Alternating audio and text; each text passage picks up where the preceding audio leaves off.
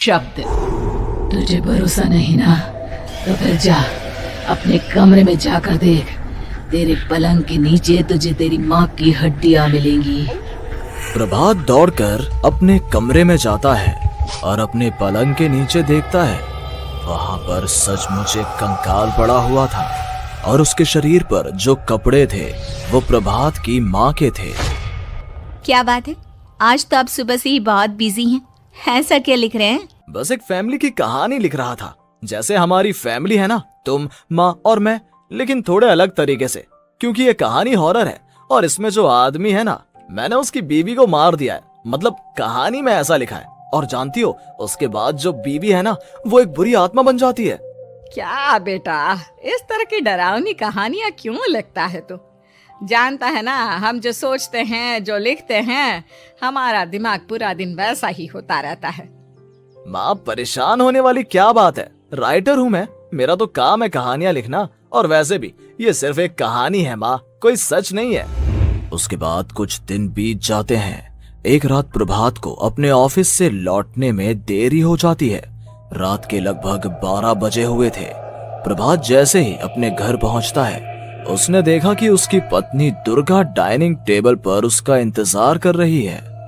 आ गए आप? कब से आपका इंतजार कर रही थी। देखिए ना, खाना भी ठंडा हो गया है। अरे दुर्गा, आज तुमने अपने इतने लंबे लंबे बालों को खोलकर क्यों रखा है? तुम तो हमेशा अपने बाल बांध कर रखती हो। वो क्या है ना प्रभात, जब इंसान अपनी जिंदगी से मुक्त हो जाता है ना, तो उसे दूसरे सारे बंधन खोल देने चाहिए।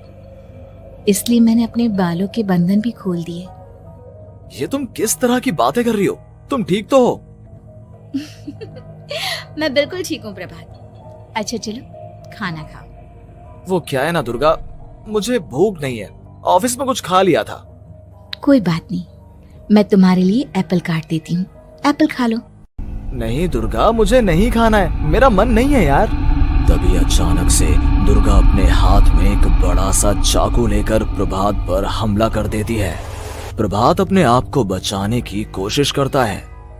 आज मैं तुझे नहीं छोड़ूंगी, तुझे अपने साथ लेकर जाऊंगी अपनी दुनिया में। ये क्या बोल रही हो तुम? तुम्हारा दिमाग खराब हो गया है। आखिर तुम हो कौन?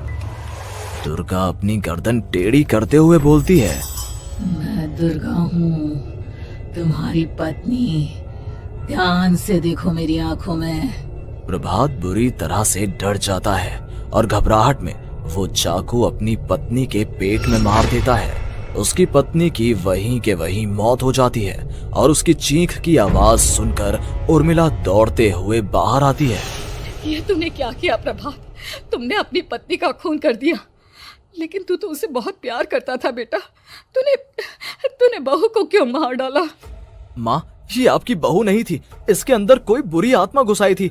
मैं नहीं जानता ये सब कैसे हो गया, लेकिन वो मुझ पर हमला कर रही थी, मुझे मारने की कोशिश कर रही थी। माँ, मैंने कुछ नहीं किया।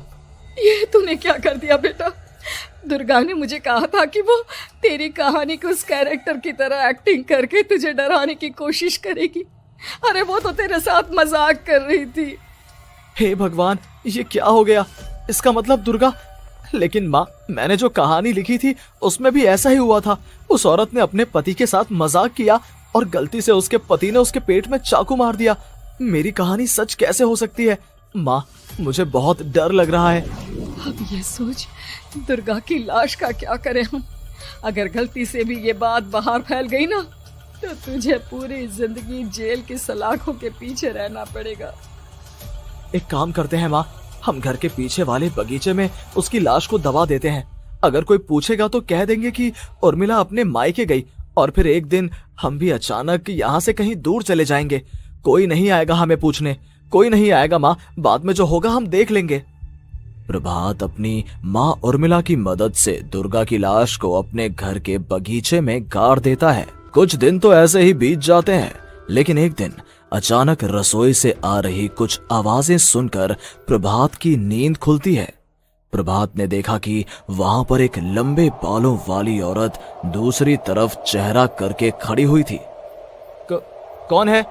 कौन है वहां पर? अरे कौन हो तुम? मैं दुर्गा हूँ प्रभात।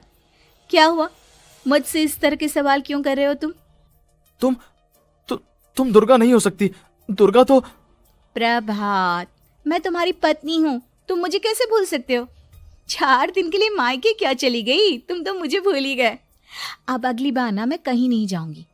पता चला तुमने तो मुझे पहचानने से ही इनकार कर दिया। नहीं, तुम दुर्गा नहीं हो सकती। तुम दुर्गा हो ही नहीं सकती। मैं जानता हूँ ये सब क्या हो रहा है। मैंने अपनी कहानी में लिखा था कि उस आदमी की पत्नी की मौत के बाद एक बुरी आत्मा उसका रूप लेकर उसके घर में आ जाती है। तुम वही हो ना? और अचानक से खूबसूरत दुर्गा का चेहरा काला पड़ जाता है। उसकी आंखें लाल हो जाती हैं और पूरे शरीर पर बाल, लंबे नुकीले नाखून, उसके दोनों पैर उल्टे हो जाते हैं और बेहद डरावनी आवाज में वो चिल्लाकर कहती है, बुरी आत्मा, मेरा खून करके मुझे अपने ही घर में गाड़ कर तू मुझे बुरी आत्मा कह रहा है? मैं तुझे छोड़ूंगी नहीं। और अचानक से प्रभात के घर में बेहद डरावनी आवाजें गूंजने लगती हैं। घर में चारों तरफ बहुत सारी बुरी आत्माएं नजर आने लगती हैं। प्रभात घबरा कर अपनी माँ को आवाज देता है, माँ कहाँ है आप? जल्दी आइए माँ, देखिए ना ये सब क्या हो रहा है। प्रभात ने देखा कि अचानक से उसकी माँ कमरे से दौड़ कर आती है। क्या हुआ प्रभात? और ये लोग कौन है? इन सब की गर्दन टेढ़ी क्यों है?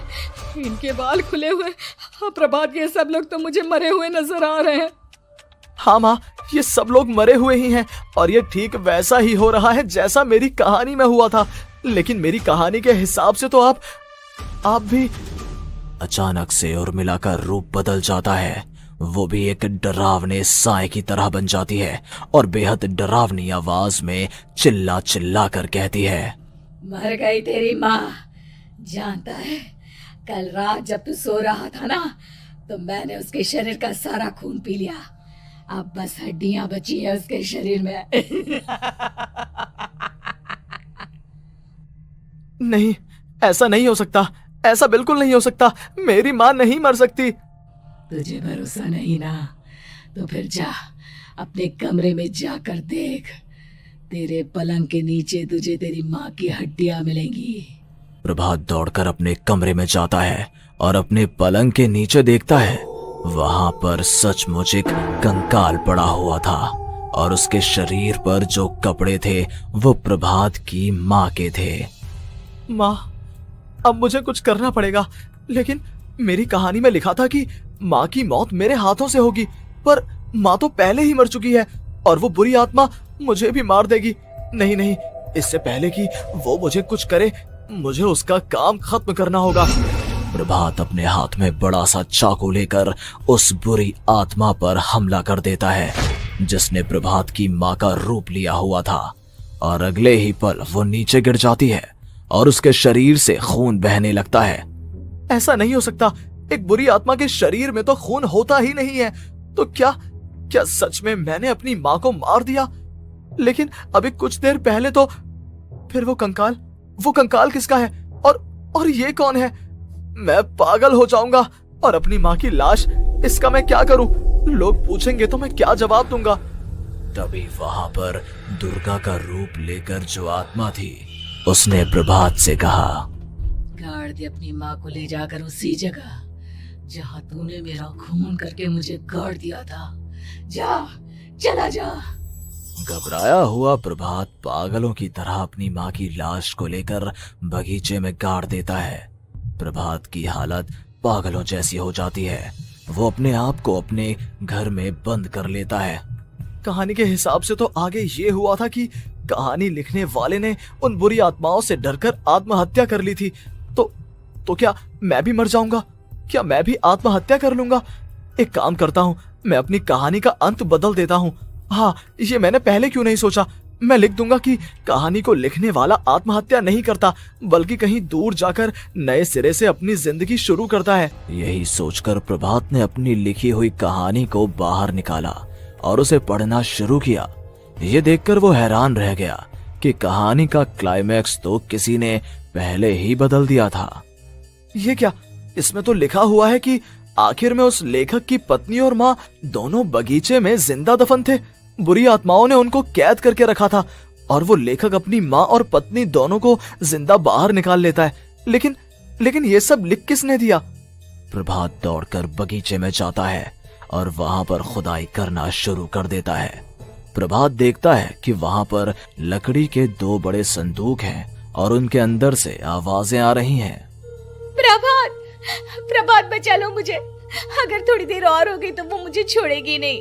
बेटा देखो, मैं इस बक्से के अंदर बंद हूँ, प्लीज मुझे बाहर निकालो, वो बुरी आत्मा किसी भी वक्त मुझे मार डालेगी। प्रभात वो दोनों बक्से बाहर निकालता है और अपनी पत्नी और माँ दोनों को आजाद करवा लेता है। लेकिन तभी वहां पर अचानक से एक बेहद डरावनी और खौफनाक दिखने वाली औरत आ जाती है। तुझे क्या लगा था इतनी आसानी से अपनी पत्नी और माँ को बचा लेगा? बस 5 मिनट और उसके बाद अमावस का चांद आसमान में आने ही वाला है। लेकिन तूने इन दोनों को बाहर निकाल लिया, अब तुझे मरना होगा।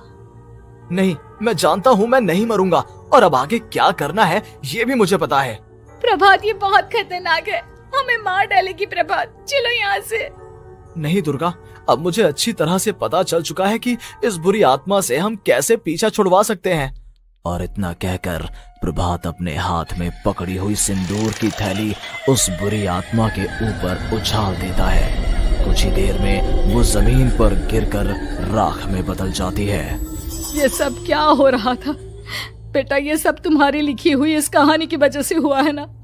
नहीं माँ, पहले मुझे भी ऐसा ही लगा, लेकिन बाद में पता चला कि बरसों पहले हमारे इस बगीचे की जमीन के अंदर किसी को जिंदा गाड़ दिया गया था और बस उसी औरत की आत्मा हमें परेशान कर रही थी। उसी ने मेरे शब्दों में जान डालकर उस कहानी को जिंदा कर दिया था। मुझे माफ कर दो प्रभात, मैंने आपकी कहानी के साथ छेड़छाड़ की थी और उसे बदल दिया था। माफी मांगने की जरूरत नहीं है दुर्गा, तुम्हारे उस बदलाव की वजह से ही आज हम सब जिंदा हैं, क्योंकि आखिर में कहानी में वो हुआ जो तुमने लिखा था।